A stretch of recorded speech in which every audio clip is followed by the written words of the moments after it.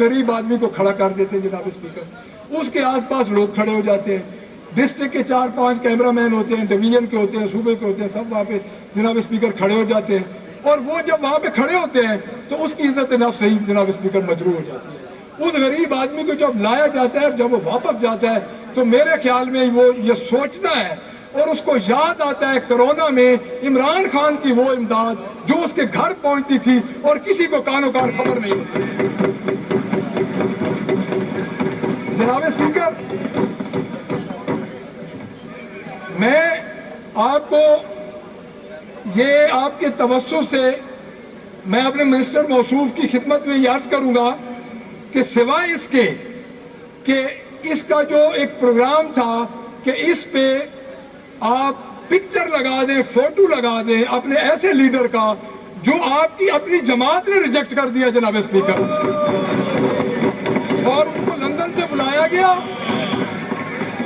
جناب speaker London سے بلا کے ان کو اسی طرح واپس بھیج رہے ہیں. اس کے علاوہ جناب اسپیکر اس کا کوئی مصرف ہی نہیں ہے, اس کا کوئی مصرف نہیں ہے جناب اسپیکر, اس کا کوئی مصرف نہیں ہے. جناب اسپیکر, نو کراس ٹاک جی, نو کراس ٹاک, نو کراس ٹاک جی.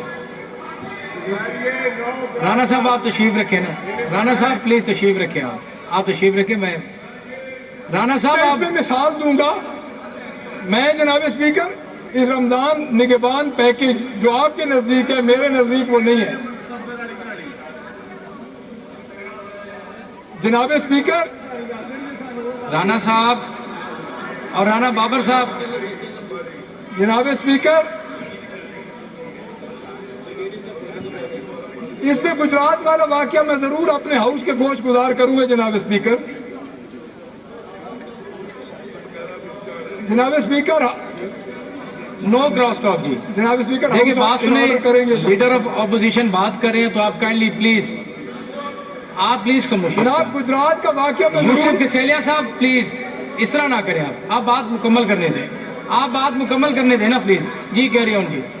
جناب اسپیکر گجرات کا واقعہ آپ نے بھی دیکھا ہوگا, ہم نے بھی دیکھا ہے. جناب اسپیکر ایک نجی ٹی وی کا کیمرہ مین گیا ہے اور وہاں پہ اس نے کیپچر کیا سارا حال. جناب اسپیکر کہ ایک تھیلا ہوتا ہے جناب اسپیکر, وہ تھیلا ایک گھر کے سامنے لے جاتے ہیں, اسی تھیلے کی پکچر اور وہی جو آٹے کا بیگ ہوتا ہے جس میں آٹا ہر چیز موجود ہوتی ہے اس کو اگلے گھر لے کے چلے جاتے ہیں, اور وہی وہ جناب بیگ سرکولیٹ کرتا ہوا شام کو ان کے ڈپٹی کمشنر یا اسسٹنٹ کمشنر یا تحصیلدار کے آفس میں جناب دوبارہ پہنچ جاتا ہے.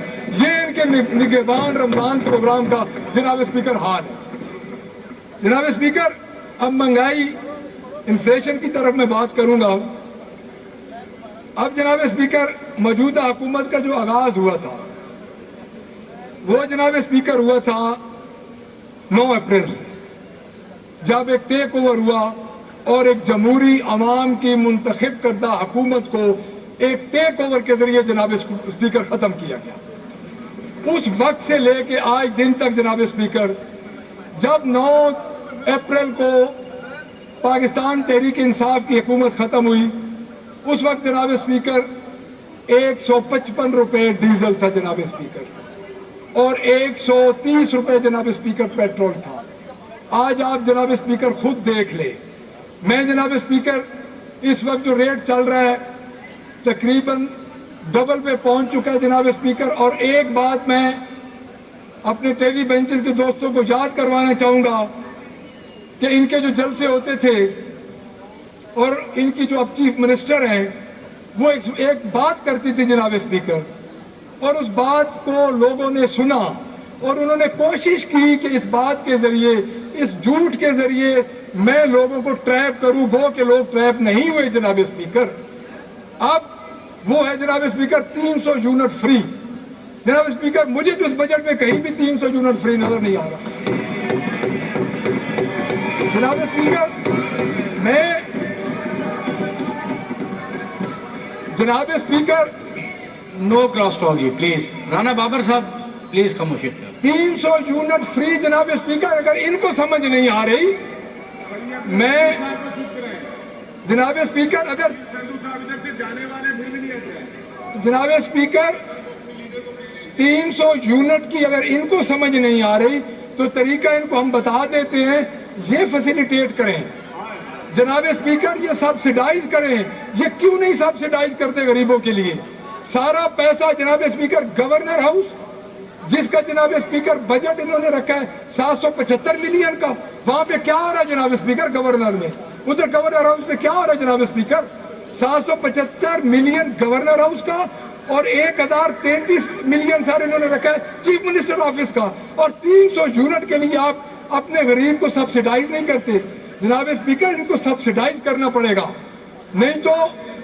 और मैं आपको जनाब स्पीकर एक बात बता दूं, अगर ये नहीं करते तो एक दिन इनका गिरबान होगा और अवाम का हाथ होगा, अवाम इनके घरों में घुसेगी। जनाब